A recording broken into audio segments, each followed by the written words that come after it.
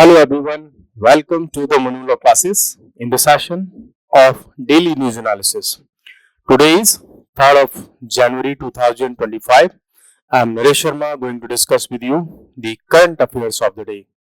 और आज हम डिस्कस करेंगे बिकॉज अभी रिसेंटली सैटरडे को यूनियन गवर्नमेंट ऑफ इंडिया का बजट प्रेजेंट हुआ है और बजट अपने आप में एक बहुत बड़ा डॉक्यूमेंट है और किसी भी ईयर के लिए बहुत सारे क्वेश्चंस अकेले बजट से बनते हैं, चाहे वो कोई भी एग्जाम हो।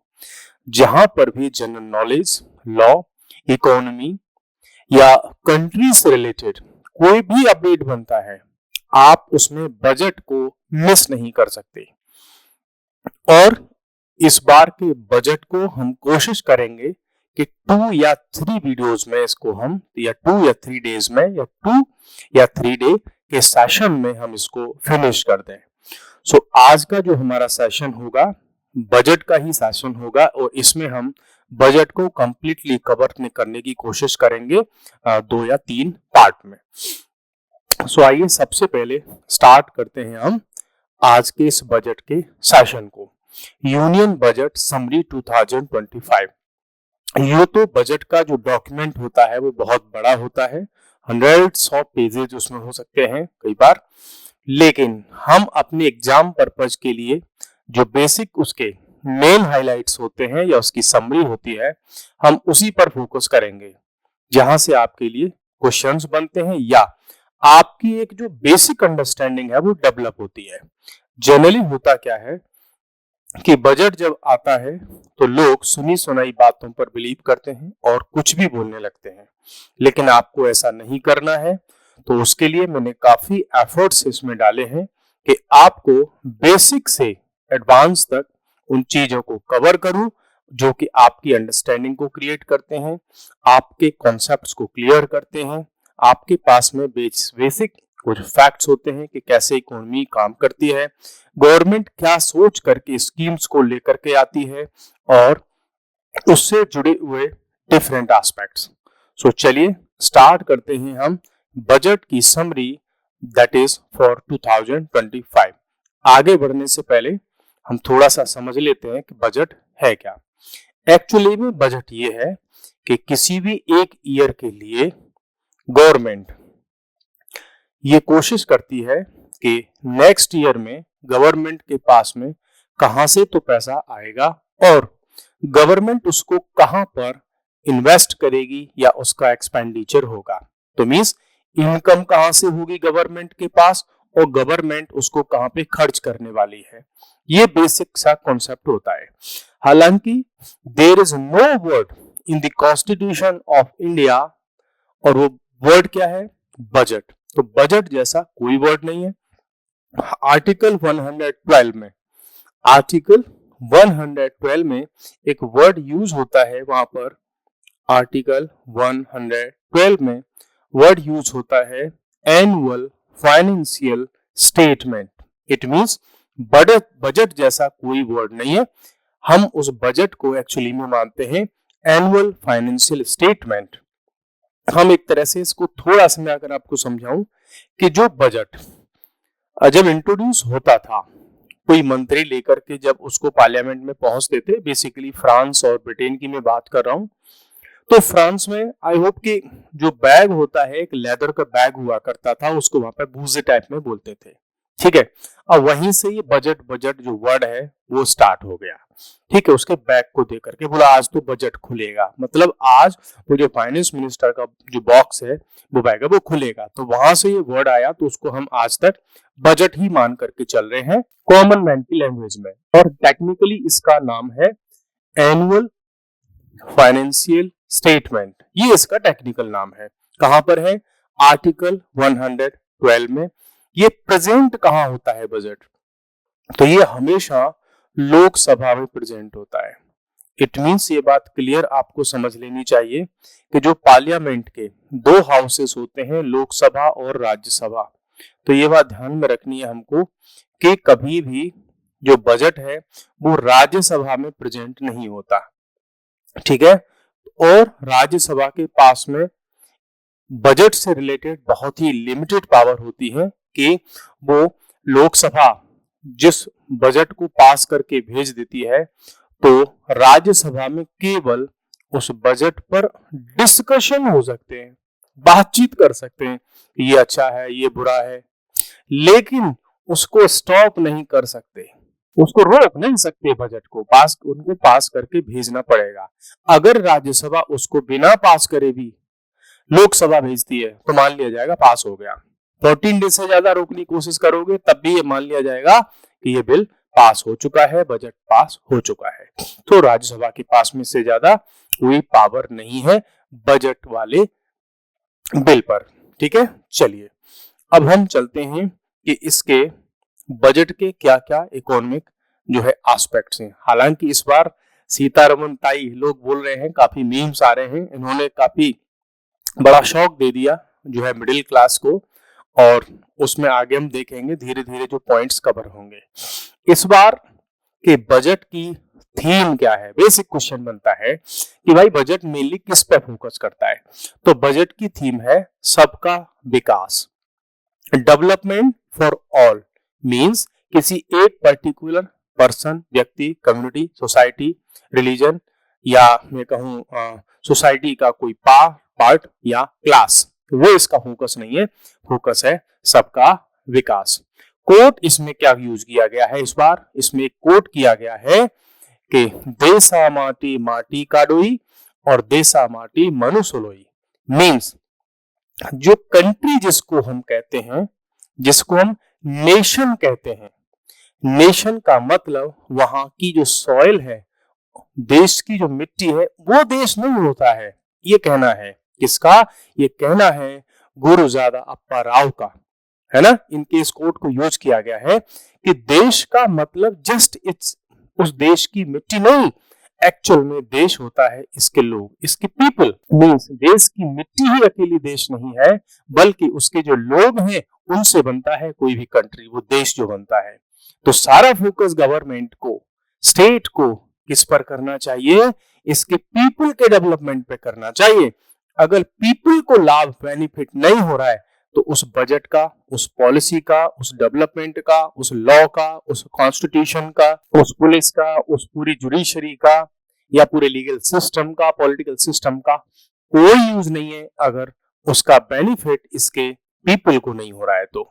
ठीक है, तो ये कोट इन्होंने यूज किया। विजन क्या है बजट का? तो वो है विकसित Bharat, developed India. Developed Bharat, developed India इस बार का क्या रखा गया है? जो है थीम है, मैं कहूँ विजन है कि क्या मीन्स हम सोचता है ना आदमी कि भाई आप जो है कहीं टूर के लिए जा रहे हैं तो आप सोच करके निकलते हैं कि मेरा विजन है कि मेरे को 3 दिन में जो है धर्मशाला मनाली वहां घूम करके आना है, आपने विजन बना लिया। तो हमारे बजट का विजन है विकसित भारत, कि इंडिया को डेवलप्ड बनाना है, डेवलप्ड बनाना है। तो अगर हम ये कह रहे हैं कि डेवलप्ड बनाना है तो डेवलप मीन्स क्या, विकसित मीन्स क्या, है ना, कि डेवलप्ड इंडिया अगर हम बनाना चाहते हैं तो डेवलप्ड का मतलब क्या होगा? तो डेवलप्ड का मतलब अगर हम कहें तो उसमें कुछ बेसिक से प्रिंसिपल्स हैं जो डेवलप्ड इंडिया को रिप्रेजेंट करते हैं, उसको इंडिकेट करते हैं। It means these will be the basic elements of developed India, विकसित भारत। क्या क्या है? कि हमें एग्रीकल्चर में एक्सीलेंस अचीव करना है, काम चला हुआ एग्रीकल्चर नहीं, means farmers making our country the food basket of the world. हमारा जो देश है, हमारे उसके जो फार्मर्स हैं, वो हमारे कंट्री को क्या बना दे? Food basket of the world, कि पूरे वर्ल्ड को फूड हमारे यहां से जाए, हम इसको ऐसा बना दें। फिर है वुमेन्स इकोनॉमिक पार्टिसिपेशन, कि जो महिलाएं हैं उनका इकोनॉमी में पार्टिसिपेशन कम से कम 70% हो जाए।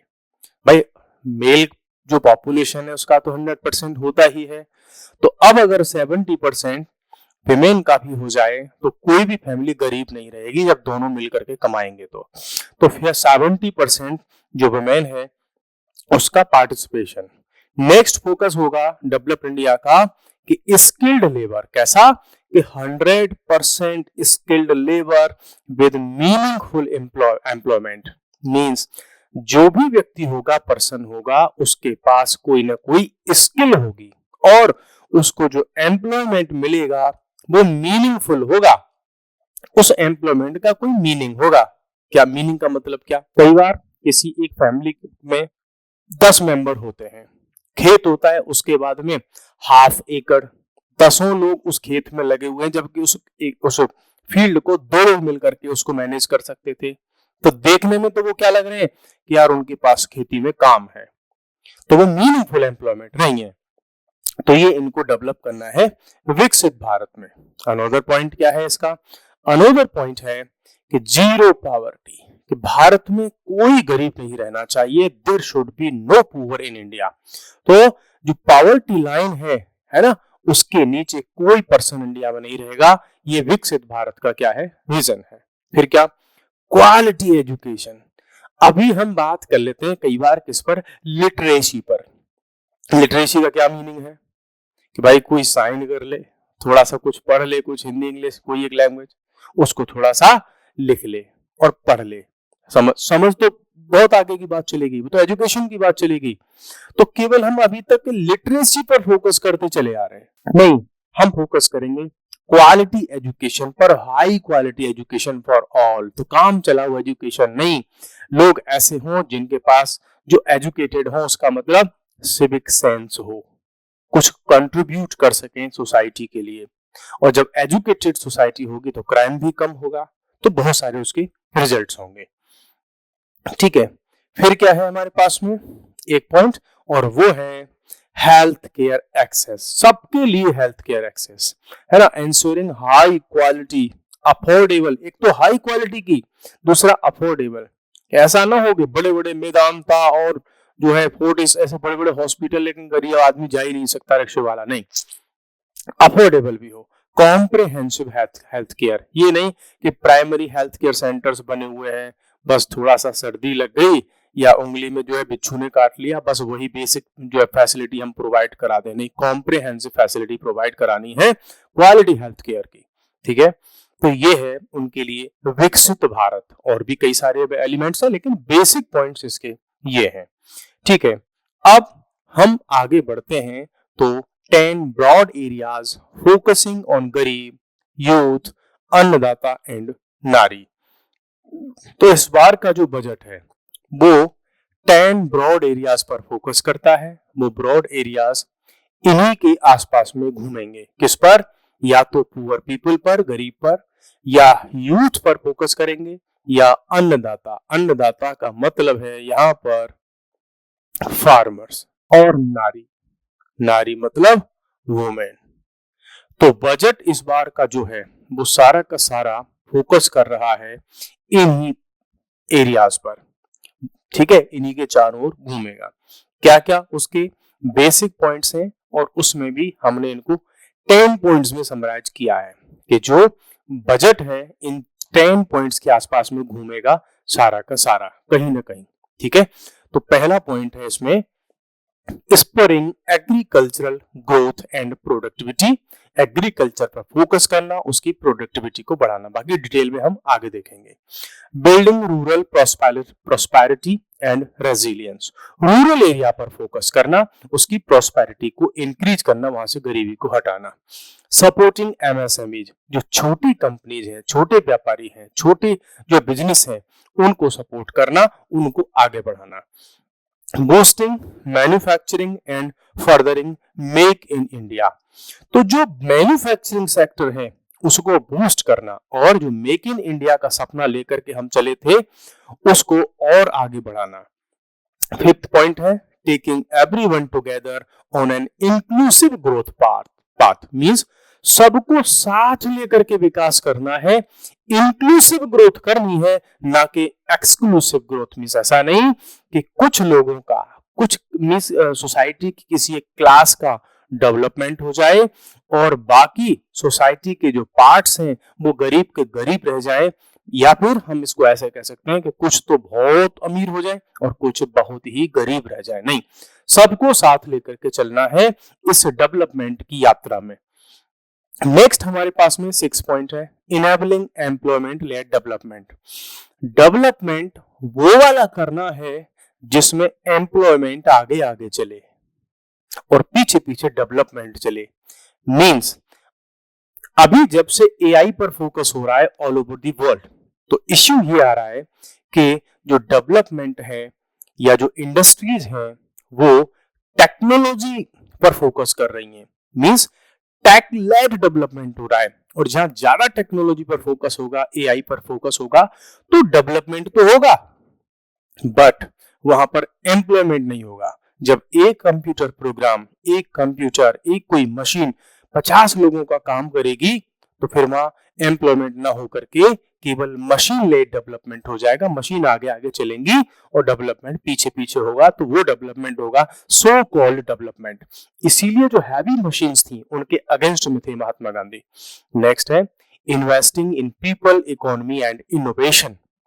मींस इन्वेस्टमेंट कहाँ करना है? इन्वेस्टमेंट करना है पीपल में, पीपल की एजुकेशन में, उनकी हेल्थ में, उनकी वेल बीइंग में, उनके हैप्पीनेस में, उनकी फैमिली में, ठीक है, उनकी स्किल्स में, वहां इन्वेस्टमेंट करना है। और कहाँ इन्वेस्टमेंट करना है? इकोनॉमी में, जैसे कि इंफ्रास्ट्रक्चर वगैरह, और इन्वेस्टमेंट करना है इनोवेशन में।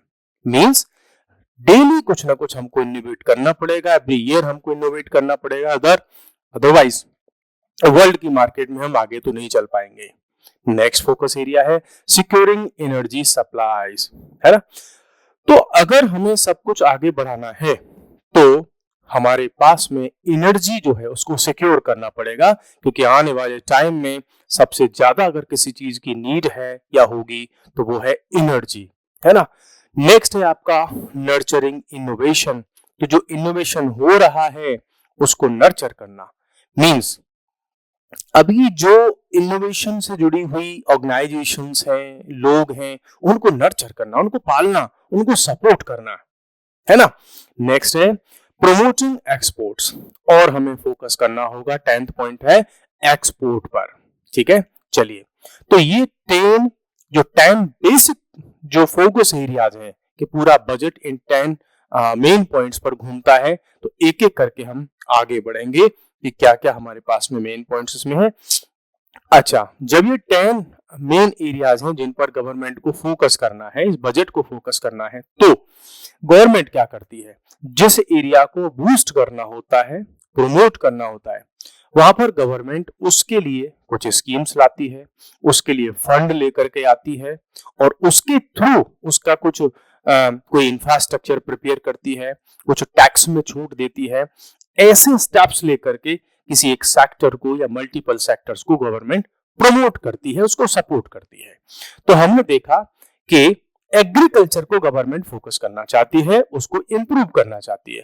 तो इस बार बजट कह रहा है हमारा agriculture the first engine.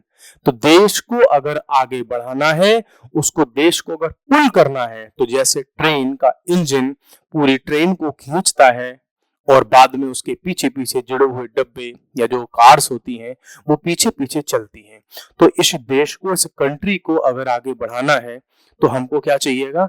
Agriculture को हमें इंजन बनाना पड़ेगा। वही हमारा सबसे बड़ा इंजन है इस कंट्री को आगे खींचने के लिए, उसको आगे बढ़ाने के लिए।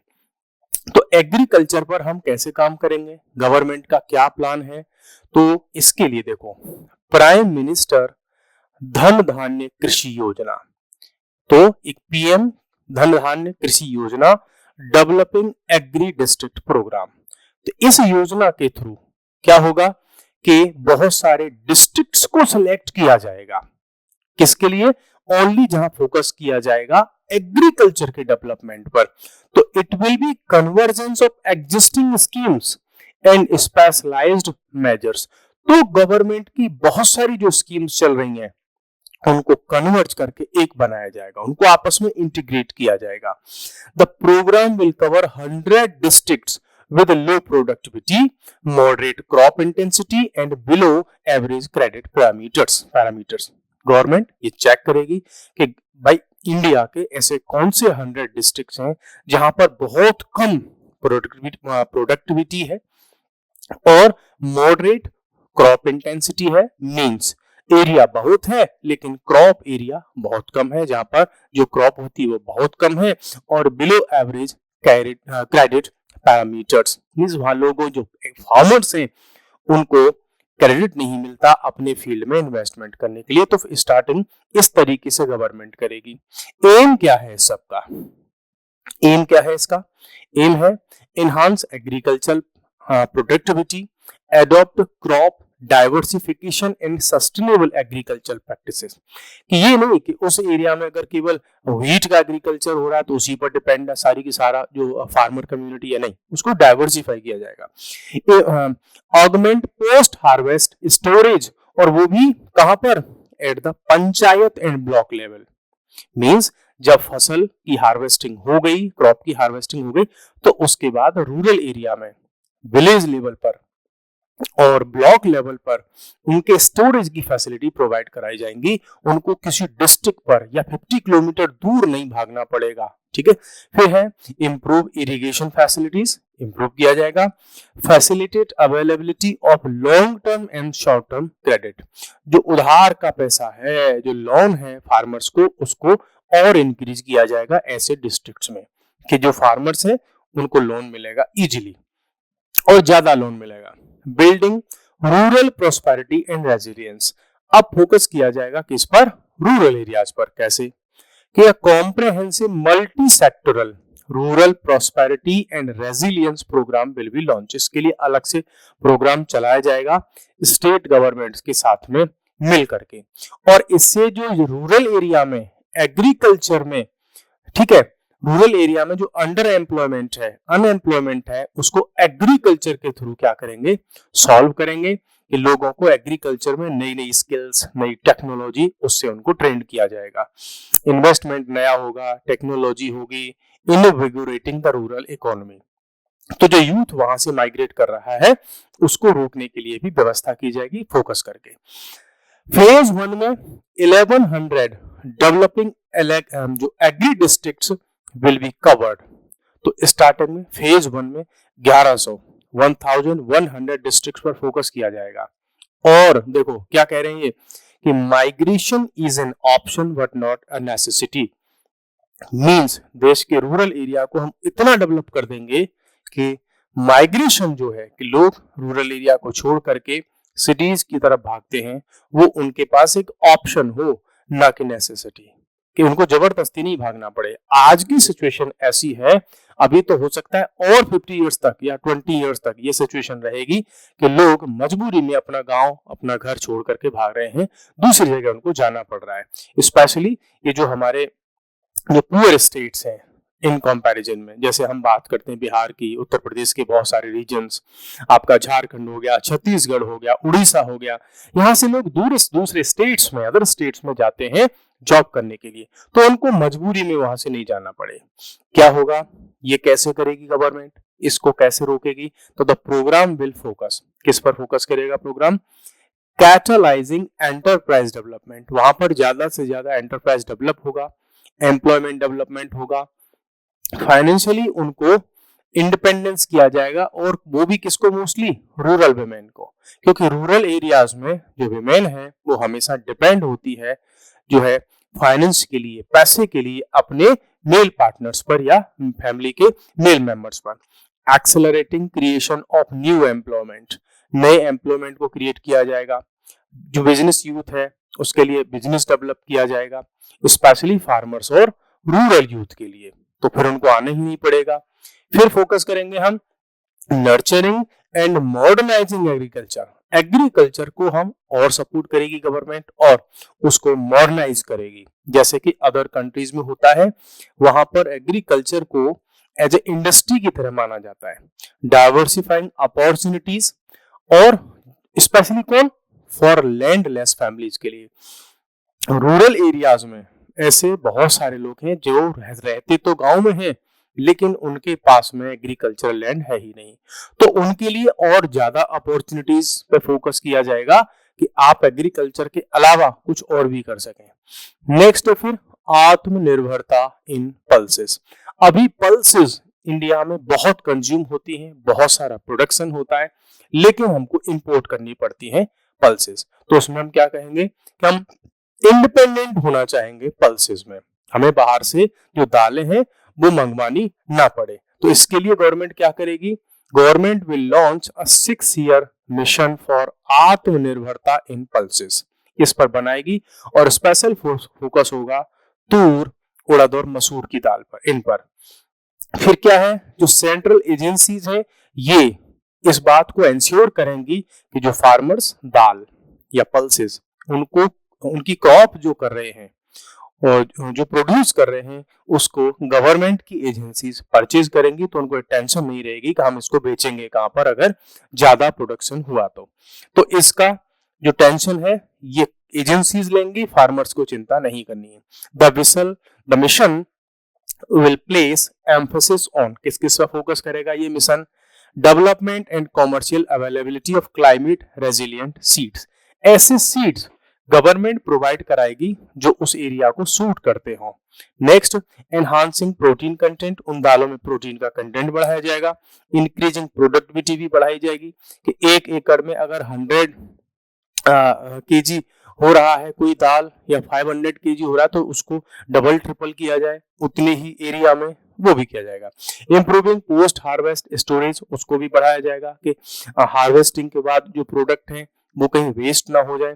Assuring remunerative prices to the farmers, उनको और अच्छे प्राइसेस दिए जाएंगे दालों के। नेक्स्ट एक बहुत अच्छा काम किया इन्होंने, मखाना बोर्ड इन बिहार। बिहार में मखाना जो है ना, उसको डेवलप करने के लिए जो है एक अलग से बोर्ड बनाया जाएगा। हालांकि अब बनाया, देर आए दुरुस्त आए, अब सही।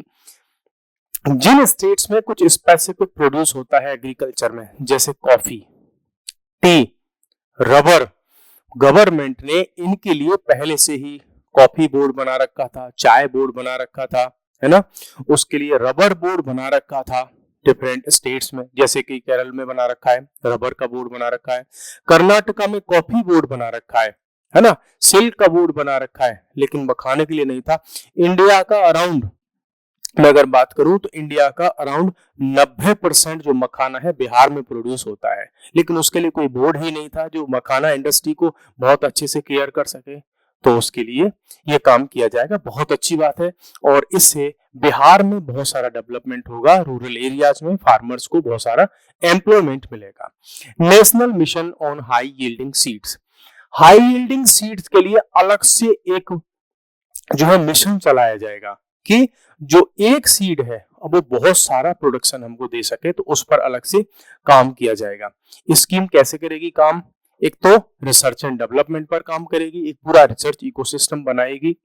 Targeted development and propagation of seeds, उनका डेवलपमेंट होगा और उनको बढ़ाया जाएगा, इंक्रीज किया जाएगा, है ना, और उनमें पेस्ट रेसिस्टेंस होगा, क्लाइमेट रेजिलियंस होगा कि अगर फ्लड आता है तो उसको थोड़ा हैंडल कर सके, या बहुत दिन तक पानी नहीं मिलता है, ड्रॉट अगर होता है उसको जो है रेजिलियंट उसको टॉलरेट कर सके, या कहीं पेस्ट का अटैक होता है तो उसको जो है टॉलरेट कर सके, ऐसे सीड्स प्रोवाइड किए जाएंगे फार्मर्स को। Commercial availability of more than 100 seed varieties launched since 2024, ऐसी 100 के आसपास वेराइटी लॉन्च की गई हैं, उनको फार्मर्स को प्रोवाइड किया जाएगा उनके घर पर कि लो भाई इन सीड्स को आप यूज करो। और फोकस किया जाएगा फिशरीज पर, है ना, अभी हम एग्रीकल्चर के अंदर ही चल रहे हैं, एग्रीकल्चर और रूरल सेक्टर के अंदर, तो फिशरी जो सेक्टर है, फिश का जो सेक्टर है उसको डेवलप किया जाएगा, उस पर बहुत फोकस होगा। अभी इंडिया की अगर हम बात करें तो India ranks second largest globally in fish production and aquaculture में, हम सेकंड नंबर पर आते हैं पूरे वर्ल्ड में फिश प्रोडक्शन के मामले में। Sea food exports are valued at 60,000 crore का हमारे पास में, इसका हम कह सकते हैं कि भाई इतने करोड़ का हमारा प्रोडक्शन है। Government will launch Indian exclusive economic zone on and high sea, इसको लॉन्च करेगी और ये फोकस करेगा स्पेशली कहां पर, अंडमान निकोबार और लक्षद्वीप आइलैंड में, जिससे कि जो एक्वाकल्चर से रिलेटेड या मैं कहूं फिश, क्रैब या और भी जितने भी वाटर में रहने वाले लिविंग बीइंग्स हैं उनके प्रोडक्शन के लिए। मिशन फॉर कॉटन प्रोडक्टिविटी, देखो इंडिया का जो टेक्सटाइल इंडस्ट्री है वो वर्ल्ड फेमस है, पूरे वर्ल्ड को हम बहुत सारा टेक्सटाइल प्रोवाइड कराते हैं, तो इस पर भी अलग से फोकस किया जाएगा, किसके थ्रू, कॉटन की प्रोडक्टिविटी के थ्रू, है ना, कैसे? ये कॉटन होता है, देखो तो कॉटन पर स्पेशल फोकस किया जाएगा। ये इसके लिए 5 ईयर का स्पेशल मिशन होगा। फैसिलिटेट सिग्निफिकेंट इंप्रूवमेंट्स कहाँ कहाँ पर? इसकी प्रोडक्टिविटी में, इसकी सस्टेनेबिलिटी में जो कॉटन की फार्मिंग है, और extra long staple cotton varieties को और प्रमोट किया जाएगा कि जब कॉटन को उसको हम ऐसे हाथ में लेते हैं तो उसके जो थ्रेड हो बहुत लंबे लंबे हो, ऐसी सीड्स भी प्रोवाइड किया जाएंगे। अभी तक ये वाले सीड्स हमको मोस्टली कनाडा और यूएसए में मिलते हैं, ठीक है। Aligned with our integrated 5F vision, textile sector के लिए गवर्नमेंट का पहले से ही एक 5F विजन चल रहा है, उससे भी इसको जो है इंटीग्रेट किया जाएगा। नेक्स्ट है एनहांस्ड क्रेडिट थ्रू केसीसी। देखो आपने सबने सुना होगा एक वर्ड, और वो है क्रेडिट कार्ड। क्रेडिट कार्ड, तो क्रेडिट कार्ड अभी नॉर्मल सी बात हो गई है ना, कि आपके पास में कार्ड होता है, आप जाओ उसको कहीं पे भी यूज कर सकते हैं। तो फार्मर्स को भी एक किसान क्रेडिट कार्ड की स्कीम काफी पहले आई थी, अब उसकी लिमिट को बढ़ा रहे हैं, 3 लाख से उसको 5 लाख कर रहे हैं कि फार्मर्स को जब भी रिक्वायरमेंट हो पैसा वहां से निकाल सकते हैं, और जब उनकी फसल जो क्रॉप है वो रीप हो जाती है, हार्वेस्ट हो जाती है, मार्केट में सेल करके बैंक को पैसा वापस कर सकते हैं। तो ये एक बड़ा स्टेप हो सकता है।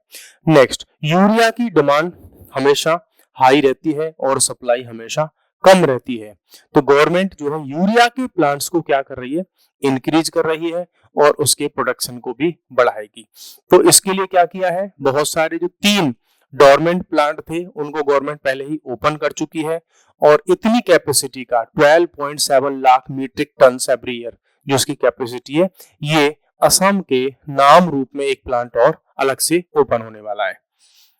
नेक्स्ट, फिर इसी रूरल एरिया में और कैसे फोकस किया जाएगा कि जो इंडिया पोस्ट है, जो कभी इंडिया के कम्युनिकेशन की पोस्ट ऑफिस जो थे वो एक बैकबोन हुआ करते थे कम्युनिकेट करने के लिए, लोग लेटर्स भेजते थे तो गांव तक भी पहुंच जाते थे, है।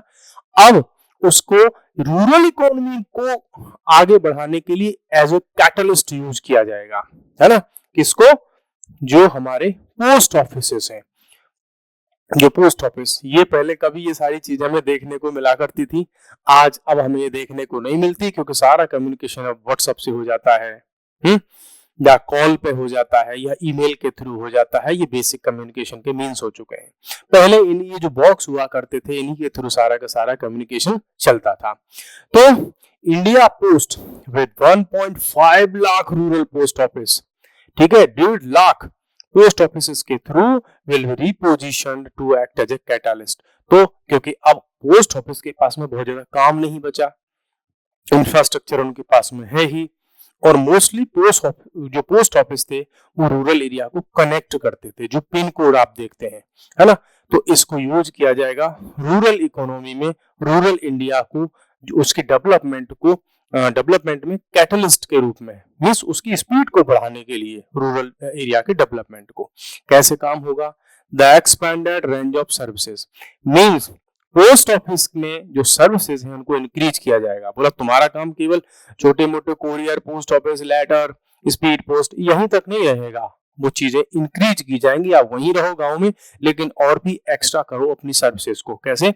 Rural community hub colocation, means उस एरिया में आप एक कम्युनिटी का हब बन जाओ कि लोग वहां पर आए तो केवल लेटर्स, स्पीड पोस्ट उसी के लिए नहीं आए, वहां पर एक ही जगह पर इतने सारे काम होते हो कि लोग किसी न किसी एक काम के लिए तो आएंगे, तो वो लोगों के लिए एक कम्युनिटी हब बन जाएगा। इंस्टीट्यूशनल अकाउंट सर्विस, अकाउंट से रिलेटेड बहुत सारी सर्विसेज यहाँ पर प्रोवाइड हो सकती है, चाहे वो लोन की बात हो, है ना, डायरेक्ट बेनिफिट ट्रांसफर की बात हो, कैश निकालने की बात हो, ईएमआई के पिकअप की बात हो। जैसे बहुत सारे लोग लोन ले लेते हैं, ठीक है, बाइक का लोन ले लिया, भैंस परचेज करने के लिए लोन ले लिया, लोगों के अकाउंट नहीं है, लोगों को जो है मोबाइल ऑपरेट करना नहीं आता, तो वो ईएमआई कैसे पे करें?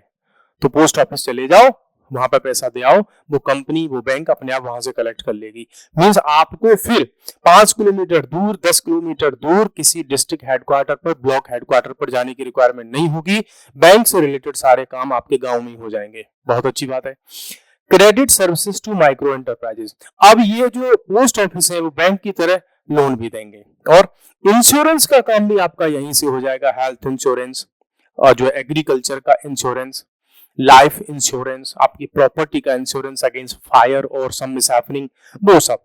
असिस्टेड डिजिटल सर्विसेज, आधार कार्ड बनवाना है, पैन कार्ड बनवाना है, लाइसेंस, ड्राइविंग लाइसेंस बनवाना है, उसमें नेम चेंज करवाना है, उसमें एड्रेस चेंज करवाना है, बच्चे का जन्म हो गया, डेथ हो गई, उससे रिलेटेड बहुत सारी सर्विसेज को पोस्ट ऑफिस के साथ में कनेक्ट कर दिया जाएगा। ये बहुत अच्छा मेरे को लग रहा है ये वाली चीज है। ये हो गया बजट का ये वाला। अब तो फर्स्ट इंजन की हमने बात कर ली कि फर्स्ट इंजन क्या होने वाला है, तो वो है हमारा एग्रीकल्चर। सेकंड इंजन क्या होगा देश की इकोनॉमी का, वो होगा MSME, that is medium small and micro enterprises. छोटी छोटी सी जो कंपनीज है वो इस कंट्री का सेकंड इंजन बनेंगी। तो दो इंजन इस भारत को खींचेंगे, इसके डेवलपमेंट की जो डब्बे हैं, जो कार्स हैं, उनको खींचेंगे। तो सेकंड इंजन होगा हमारा MSME। देख लेते हैं इसमें क्या क्या हमारे पास में पॉइंट्स हैं। सबसे पहला पॉइंट हम देखते हैं कि अगर हम अभी की बात करें तो ओवर 1 करोड़ रजिस्टर्ड MSMEs है। 1 करोड़ कंपनी हमारे पास MSME में रजिस्टर्ड है और ये 1 करोड़ जो कंपनीज हैं वो 7.5 करोड़ पीपल को रोजगार देती हैं, पीपल को इतना एम्प्लॉयमेंट देती है। और इंडिया का 36% मैन्युफैक्चरिंग ये MSMEs करती हैं। जो बड़ी बड़ी जो मल्टीनेशनल कॉर्पोरेशन है वो नहीं, ये करती है 36% को अकेले। नेक्स्ट है कि are responsible 45% of export. India के 100% एक्सपोर्ट्स में से 45% एक्सपोर्ट्स तो ये MSMEs करती है। तो सेकंड इंजन है। नेक्स्ट है इन्वेस्टमेंट एंड टर्नओवर लिमिट को इंक्रीज कर दिया गया है। ठीक है, इन्वेस्टमेंट की लिमिट को 2.5 करोड़ मतलब 2.5 गुना मींस 2.5 टाइम्स और उसके जो टर्नओवर को 2 टाइम्स इंक्रीज कर दिया गया है। जब भी इनके रूल्स रेगुलेशंस इन्वेस्टमेंट की बात आएगी तो इनको काफी अब जो है एज मिलेगा। नेक्स्ट है enhancement of credit availability with guarantee cover. MSMEs को जो क्रेडिट मिलेगा, लोन मिलेगा, उसमें भी बहुत सारी जो छूट है वो मिलने वाली है। कैसे? For micro and small enterprises from 5 crore to 10 crore कर दिया है। अब to additional credit 1.5 lakh crore का अलग से फंड बना दिया गया है नेक्स्ट 5 ईयर के लिए। स्टार्टअप अगर कोई लगाना चाहता है तो 10 करोड़ से 20 करोड़ तक का यहाँ पर हम लोन वगैरह की बात कर सकते हैं। For well run exporter MSMEs for term loan up to 20 crore, जो बहुत अच्छे से चल रहे हैं, 20 करोड़ का उनको जो है टर्म लोन मिल सकता है। तो मीन्स कुल मिलाकर के जो छोटे बिजनेस हैं वो अगर अपने बिजनेस को एक्सपेंड करना चाहते हैं तो उनको इजीली लोन मिल जाएगा। नेक्स्ट है credit card for micro enterprises. ठीक है, जैसे किसान क्रेडिट कार्ड था, पर्सनल क्रेडिट कार्ड होता है, वैसा ही क्रेडिट कार्ड MSMEs को भी मिलेगा कि वो कभी भी उस पैसे को खर्च कर सकते हैं और पे कर सकते हैं। नेक्स्ट है fund of funds for startups. आपको जानकर एक अजीब बात लगेगी, यू मे बी शॉक्ड के इंडिया में क्या होता है, ज्यादातर लोगों का सपना होता है IAS बनना, IPS बनना, जज बनना, कलेक्टर बनना, ये सब इन्हीं को भगवान माना जाता है इंडिया में। लेकिन US है या जो अदर डेवलप्ड कंट्रीज हैं वहां पर स्टार्टअप लगाने वालों को, बिजनेस खड़ा करने वालों को भगवान माना जाता है। तो जो गवर्नमेंट होती है बहुत सपोर्ट करती है। इंडिया में भी कुछ कुछ वैसा करने की कोशिश की जा रही है कि भाई जो लोग स्टार्टअप लगाना चाहते हैं, नया बिजनेस खड़ा करना चाहते हैं, उनको गवर्नमेंट सपोर्ट करेगी कि अल्टरनेट इन्वेस्टमेंट फंड उनको दिए जाएंगे for startups have received commitments of more than 91,000 crore का ये सब उनको कमिटमेंट मिला है कि हम देंगे।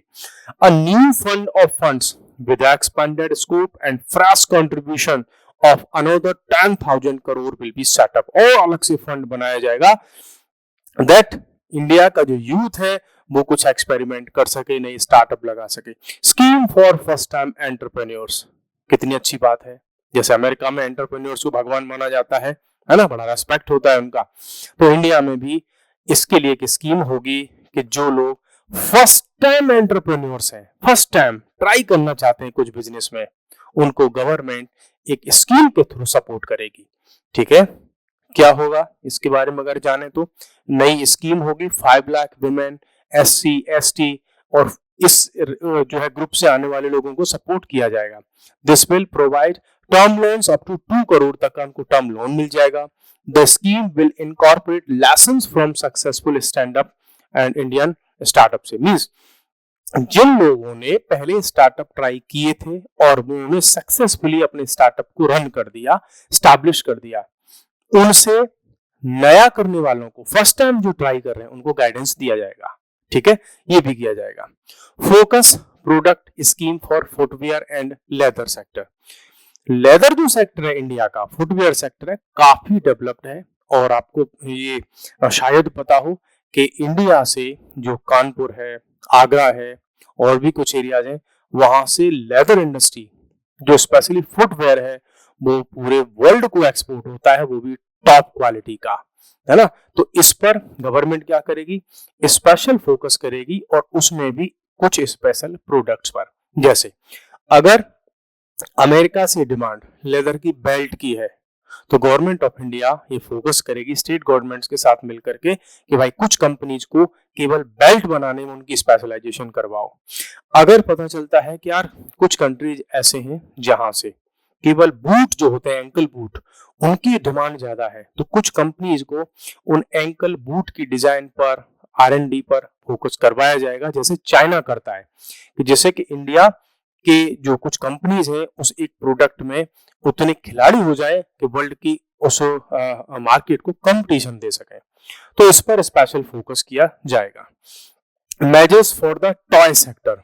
आप सबको पता होगा कि वर्ल्ड में जो टॉय सेक्टर है उस पर अभी कब्जा है और उसका लीडर है चाइना।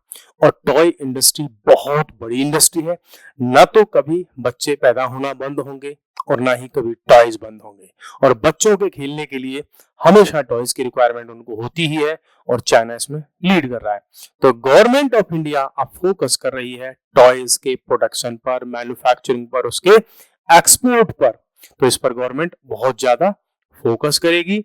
और अगर फोकस करेगी तो वो कैसे करेगी, देखो, government will implement a scheme to make India global hub for toys. बोला हम जो है वर्ल्ड के हब हम होंगे टॉयज के सेक्टर में।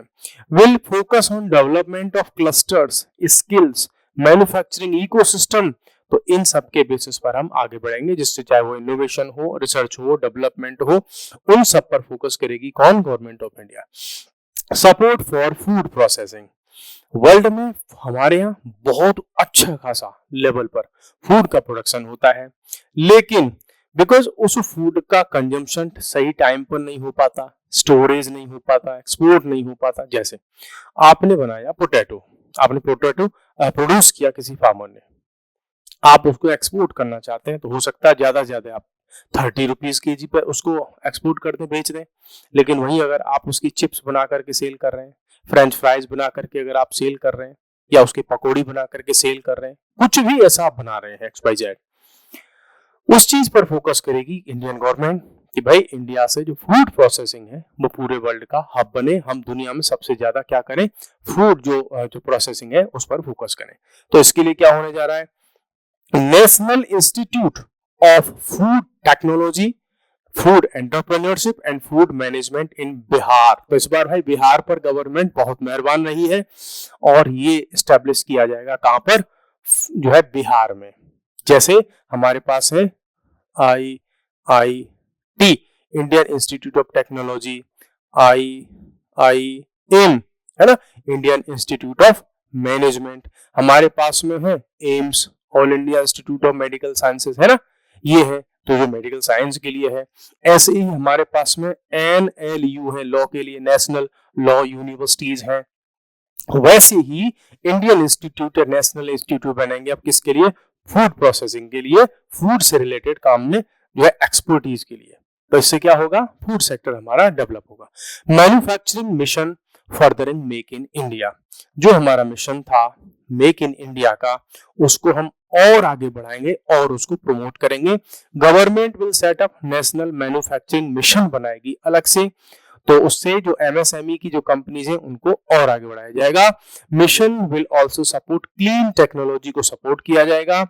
और इस मिशन के मैंडेट में 5 चीजों पर फोकस होगा। पहला, ease and cost of doing business, कि कोई कंपनी इंडिया में बिजनेस करना चाहती है तो उसके लिए इजी हो बिजनेस करना, उसके लिए लेबर रखना इजी हो, उसका डेवलपमेंट इजी हो। फ्यूचर रेडी वर्कफोर्स हो, मीन्स हम इंडिया में जो यूथ है उसको फ्यूचर रेडी करेंगे कि कंपनी से जब जॉब की रिक्वायरमेंट आती है तो हमारा यूथ स्किल्ड हो, वहां पर उसके काम आ सके कंपनी के।